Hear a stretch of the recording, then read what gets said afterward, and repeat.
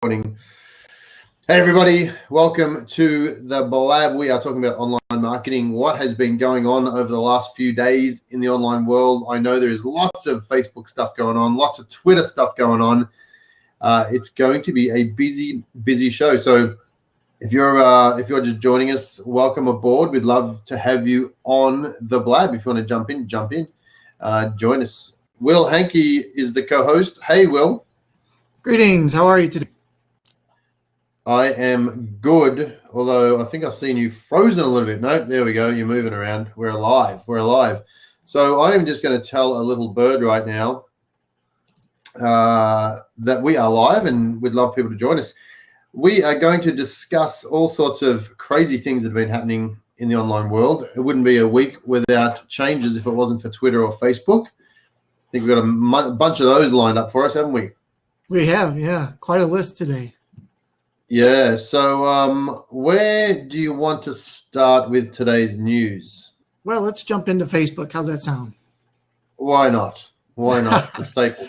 So we've also got some things related to the different social networks and related to various phones. So that's kind of interesting. The first thing is Facebook is testing more offline features for Android users with spotty connections. So what they're doing is they're starting to cache things in your phone so that while you're waiting for that little thing to spin around and load new stuff up, they've already cached some various things from your friends that they think are interesting to you to kind of distract you until the rest of it loads, I guess. So tell me this then, does that caching sit inside your phone?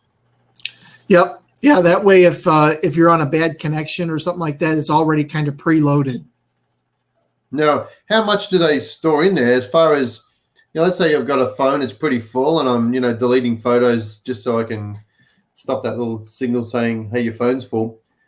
How much memory does that take up? Do you have any idea? Like, is that going to be a problem for people? Yeah, I don't think it's going to be that big of a problem. I mean, I would assume they're probably only going to cache, let's say 6 or 7 articles, enough for you to have something to read. This is related to spotty connections, not somebody without a connection at all. So it's just hopefully just to kind of pacify you until it does load. Yeah, interesting. Huh. Well, we'll see how that goes. I mean, spotty connections. Imagine that this day and age, we shouldn't have spotty connections. Right, yeah. Rubbish. Rubbish. Okay, all right. Well, you did mention people that have very full phones. My phone was all the way full too recently, and I actually bought an SD card specifically because of it, start moving things around and stuff. So, that is another issue. That how are they going to do that? So, you just told the world you don't have an iPhone. Is that right? That's right. I'm smart and I have an Android. Is it only on Android phones though this is happening, did you say, or is this on all devices? They're testing it only on Androids right now. Okay, interesting. Yeah, cool. All right, cool. That's one down for Facebook. They've also rolled out the if anybody who's doing ads, specifically video ads, where they'll now only charge you if somebody watches that ad for at least 10 seconds. So that was available in certain markets, I think the US and maybe just a couple others, but now it's rolled out globally, which is kind of cool because in the past they were paying you for every video impression, whether the person paid attention or not. So now they're only charging. Does that include autoplay? I think so, yeah. So it's only if that person scrolls and it plays less than 10 seconds as they're scrolling. I was talking to a guy yesterday about video plays, and he's like, there's 8 billion views a day on Facebook videos, which is just crushing YouTube. I'm like, well, yeah, that's true, but I think they're counting autoplay. So if I'm scrolling through a timeline and I scroll past, just one video on my timeline and it auto plays, there's one play, it's counted. Now, we know there's 800 million active users a day on Facebook, and if everyone just saw one video, there's 800 million views, straight off the bat. Now, it doesn't take long to look at 5 videos that autoplay. There's 4 billion views in a day, of course, just by people not really watching videos. They just scroll past the majority of them, right? So, I think those stats can be a little bit deceiving sometimes. But you and I'm glad to say go on. Yeah, you and I talked to a couple, maybe a month or two back about that football game that was broadcast, and I think it was Yahoo, and they really came out with all these great numbers of all these people that streamed and stuff. But, once again, those numbers weren't really true. They could have viewed it for 5 seconds and turned it off, and they still counted it. Exactly. Yeah, totally. Yes. All right. Well, that's interesting. Let's watch that space as well. Yeah, there's also something about the Facebook newsfeed where they're putting the people that you love at the top. So I haven't read this article, so you might have to talk a little bit more, but I can assume that they're going to put things that they think are more interesting further up. So there is a feature already to do something similar, but they're now giving you some more controls of who do you really want to see at the top of your feed. It's funny. It depends on what time of day I go in, because I've got a lot of Aussie friends. I've got a lot of friends in the UK, a lot of friends in Australia, and it's funny. Sometimes if I'm looking at my Facebook feed right now, I won't see any of my Aussie friends stuff because it's all populated with UK people or US people. So I'm like, hey, what's going on in Australia? I don't see that. So I really have to look at my Facebook at nighttime to see what's going on in the Aussie morning sort of thing. So now, and there's a couple of friends that, because I look at their stuff regularly, they appear more than other people. So now you can actually put a little, you can set who do you want to see the most of more than others, which you could already do that, but I think there's a few more controls now of what you can see. So that'll be interesting. I'll be looking at that for sure, because it's always good to keep up with the people you want to keep up with rather than just a bunch of people that are connected with you all the time. Right. I use the Facebook close friends option. So I guess this is a little different than that. You can assign who your close friends are, and then those actually show up as alerts anytime that person posts something or does something. Yes. So this is different than that. But sometimes if you've got, if you've got 10, 15 active close friends, those little alerts can be a pain in the ass. Yeah. So I think that there'll be features where you're not going to get alerts. I actually haven't seen this roll out. They were talking about it rolling out this week and next week, but there'll be the ability not to have alerts, from what I believe, so you don't have to get those red balloons on your Facebook every day. Yeah. Okay, well, that'll be interesting to see, and it sounds like a pretty cool thing that they're optimizing. Yeah, well, it's all about trying to keep people on and look at the stuff they want to look at. So if they can keep people on there and say, "Oh, there's all my friends I'm looking for," then if that works, that works.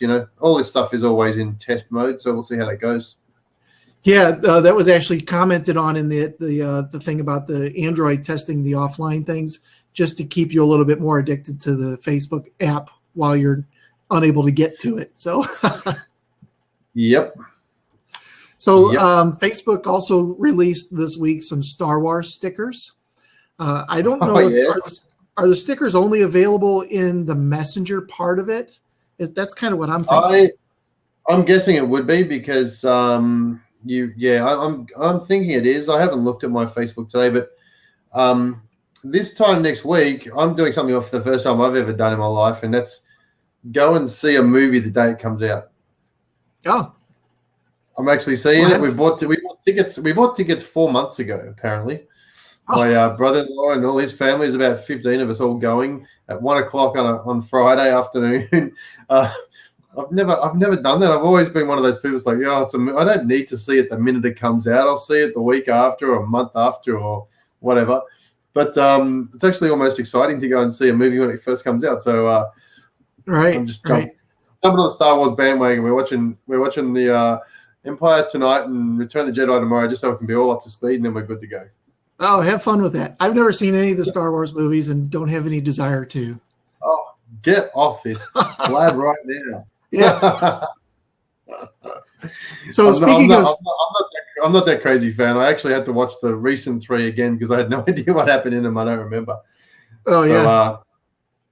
Robin yeah. says the stickers are available in Facebook in comments as well, not just Messenger. So, okay, that's good. Oh, really? Yeah. All right, I'll Very send you cool. some. I'll send you some stickers, young Yeah, Skywalker. I won't know what they mean, but go ahead.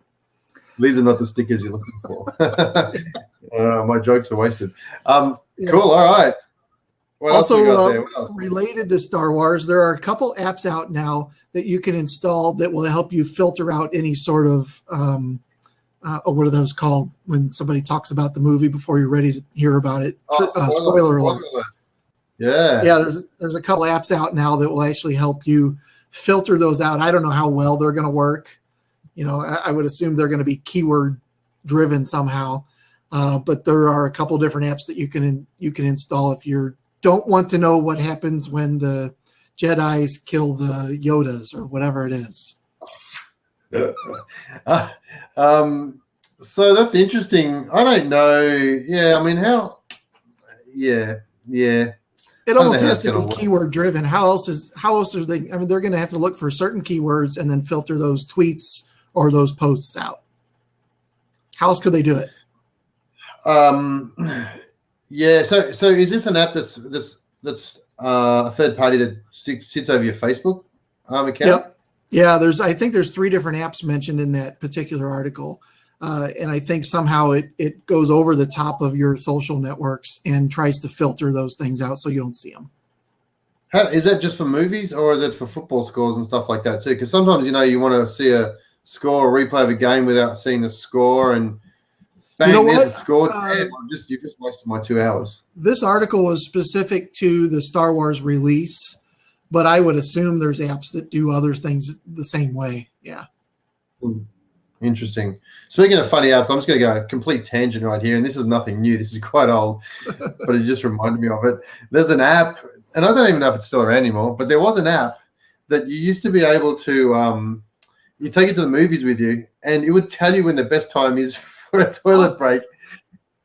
Because it'd be like, that. All right, here comes a part of the movie. You don't need to see this. You can go now. So, I remember that. I remember when that came out. That was a big deal. It told you what the best times were to go. Yes. Yeah. Yep. So I wonder if that's still around. I have no idea what it's called. I don't even know if it still exists. But I just completely random. We're talking about movies and apps. I just thought I'd chuck that in there. Sorry, yep. Robin, for boring. I do remember that. Well, let's stay on the app bandwagon and jump down to the Uber. They began a quest to add ride request buttons to every app. Oh, that's what we did. So this is I initially thought when they were talking about this was that you can request a specific ride from your own Uber app, but I think you can already do that anyway. Have you ever used Uber? I do not have it in our county. I live about 2 miles away from the border as it is right now, so I can't even use it. Right. So but what they're talking about is actually developers who have used the Uber platform. And Robin, you might know a bit about this too. But what they're doing is that the developers that have used the Uber platform, if you build an app that people can use, so let's say a restaurant, okay, for instance, and you get the restaurant to add it to I think it's their website or something like that, where you're promoting Uber. That restaurant is promoting Uber through your app. Yeah. The restaurant might click on request a ride, and their address is set. They're a verified, legitimate business that are using it for their customers. Uber actually have an affiliate program to pay that app developer $5 or something like that every time there's a car called, so that developers are out there getting some money for their apps that they've been able to put into restaurants and places like that. So that was an interesting little article that I read, and I thought that's a novel way of doing an affiliate marketing program, is for the developers to come up with something cool rather than the market to put it in. Yeah, very cool idea.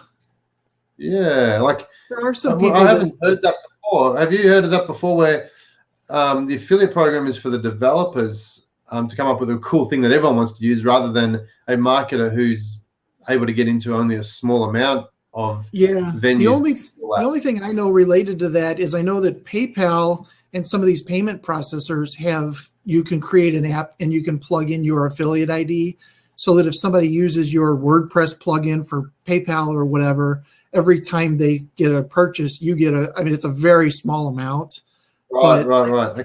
I have seen that. Interesting. Yeah. Okay. Cool. Yeah. Cool.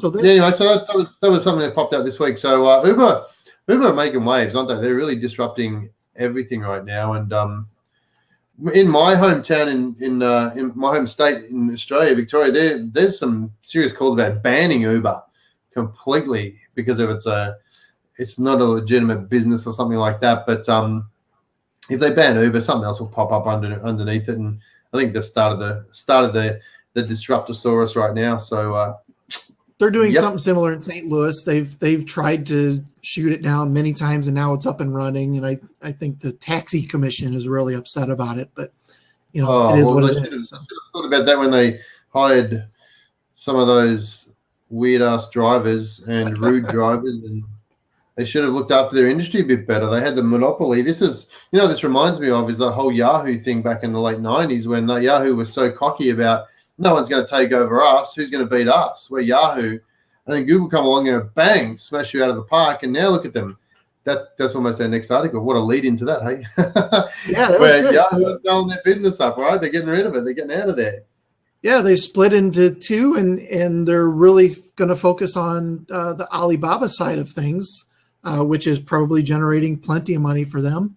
I think they've talked about great going from Uber to Yahoo. That was pretty good. That was great. I think you did on purpose. So they're talking about selling off. Actually, they were talking about selling off the search side of things. I think they've halted that from what I read about in the article. But still kind of interesting that what's going to happen with Marissa Mayer. Is she going to stick around? Is she going to run the search side, which is being sold? Who knows?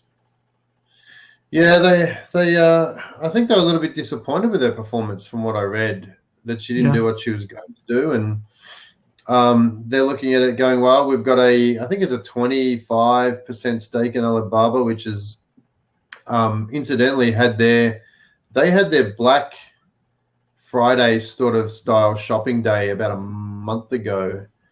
And I think they did something ridiculous amount of money. Like it makes the US Black Friday look like a lemonade stand versus in China. I remember that.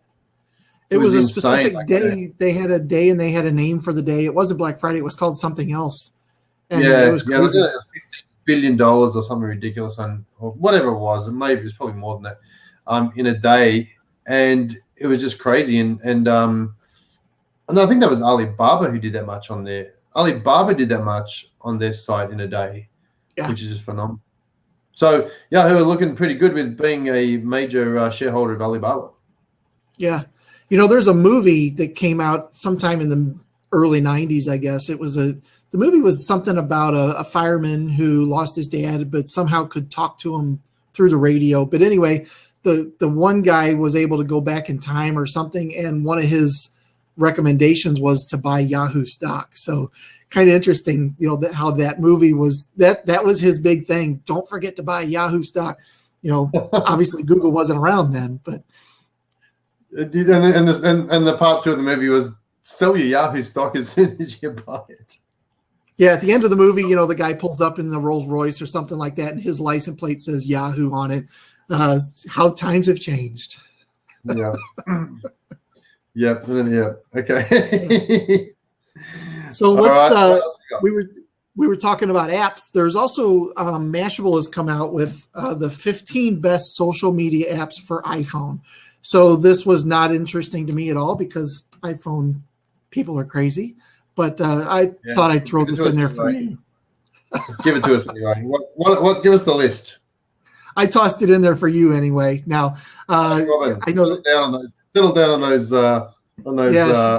Robin, she's obviously an Android user, but most of the apps I didn't recognize. Now there was Meerkat, Periscope was on there. Those are not iPhone specific. There you go. Thank you, Robin. That was very polite. Thank you. Thanks, Robin. Loving it. Yeah, but Mashable came out with this 15 best list, and the other thing that I noticed is there's a whole bunch of these things coming out now related to the end of the year. There's the top 15 of videos on YouTube. Everybody's coming out with their end of the year end of the year review type things. What is the what was the number one? What's the number one and number two? So you're gonna make me apps? click on it, click on it and look now because I don't know. Yep. And then they're going to follow you around and sell you an iPhone for the rest of your life. It was something I didn't recognize. Not sure what they were. Did I lose you? No, I'm still here. I'm just trying to find out where. 15. Here we go. Let me click on it. I'll find it. Yeah, it's not loading for me. So maybe Robin knows what it is. I don't know. No, I got me here.